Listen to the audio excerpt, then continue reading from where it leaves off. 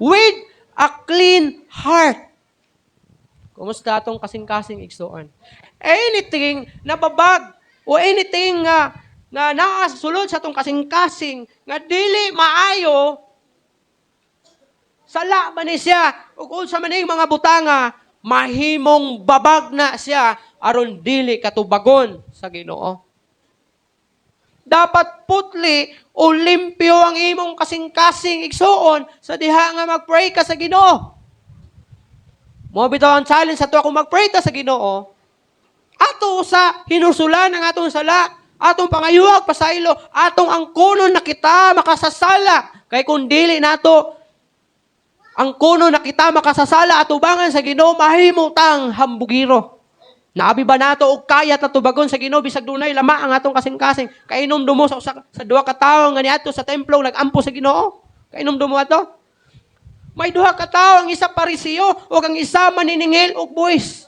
Ang Parisiyo nagampo siya dito sa tubangan sa simbahan o sa templo naingon siya nga, Ginoo, ako usa ka maayong tao, manggihatagon, mangtinabangon sa mga naglisod, nagahatag sa akong ikapulo. Wala ko'y gidaog-daog, wala ko'y gilupikan. Samantalang ang maniningil sa buhis, dili gani sa makahangat dito sa langit, naa siya dito sa kilid anang templo, ug nagpamukpok siya sa dughan ug miingon siya, Ginoo, ako usa ka makasasala.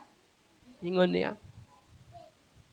Kay balumoon sa ingon ni Jesus, nasayod ba mo kung kinsa ang gidungog sa Ginoo? Dili katong usa ka tawo nga maniningil ug nga usa ka Parisiyo, kun dili katong usa ka tawo nga tax collector nga nagpamukpok sa iyang dughan ug dili gani makahangad sa langit.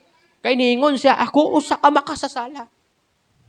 Siya ang gidungog sa Ginoo ug dili tong pag-ampo nga mapahitason nga mga pag-ampo. Ha? Ang among pamilya product mi sa prayer. Sa tinuod lang. Ano man? Daghan may gipangayo sa Ginoo, pero hinay-hinay nga gitubag sa Ginoo.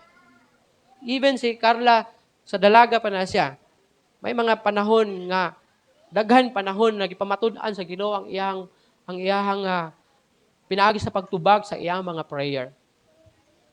Hangtod nga nangaminyo may, bisan ako sa ulitaw pa ko, na ay mga prayer na gipamatud-an sa Ginoo. Pinaagi sa pagtubag niya sa kung pag-ampo. Gani, napa ko'y journal. Napatuda, nabasa to sa mga young people na sa una.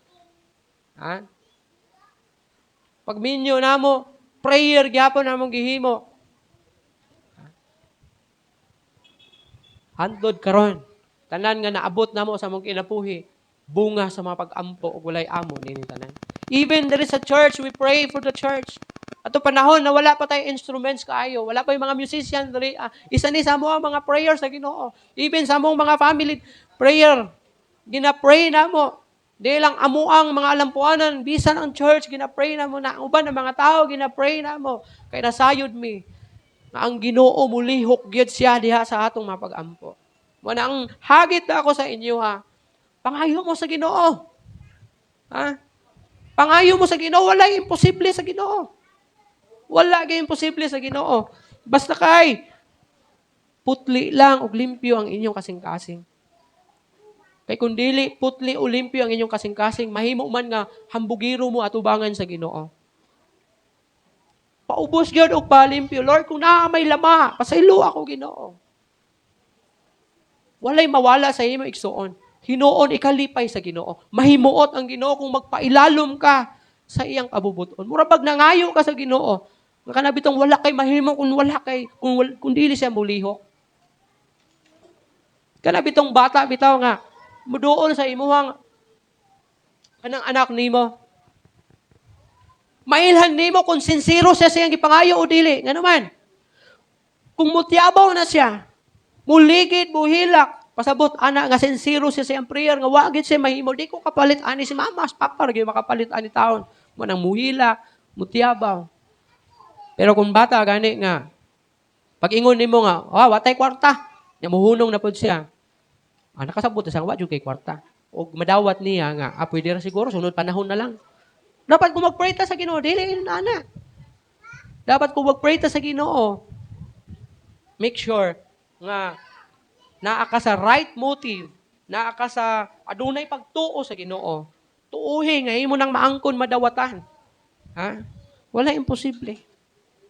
Ang mga imposible, kayang posible, himuong posible sa Ginoo. Si Abraham o si Sarai, 85 ang edad, imposible kaayo na makaanak. Pero ano nakaanak man? Tungod sa prayer. Tungod sa faith ni Abraham.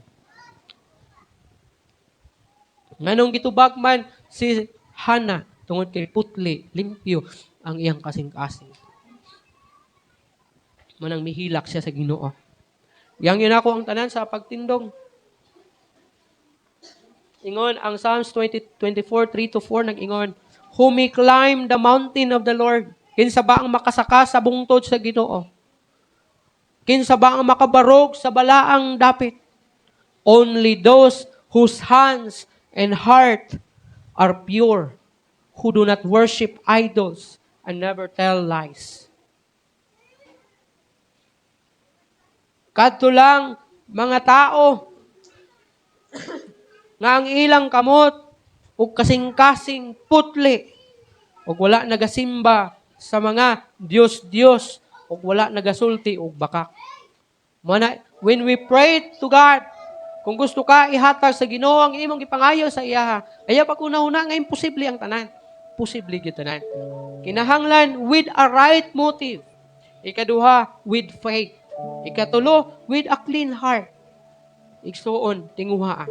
Ang sunod ani na mga dugang aron pagyud na mahimong tubagon ta sa Ginoo sa atong mga pag-ampo.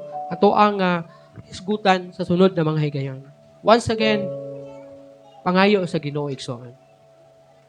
Bisag unsa. Ayaw pag una nga imposible kaayo kay dako kaya akong pangayoon sa Ginoo. Ayaw na una. Let the Lord do His part. Di man nimo trabaho ang muhimo sa imposible. Trabaho na sa Ginoo. Sa diha nga gipika sa diha nga mulabang ang Ginoo sa Red Sea. That's impossible kung ang tao mulabang atong atong dagata. Pero walay imposible sa Ginoo. Gipika sa Ginoo o gipalabang ang naa sa milyon na mga tao atong dagata. Ang imo ang gipangayo sa Ginoo imposible man, pero posible na sa Ginoo igsoon.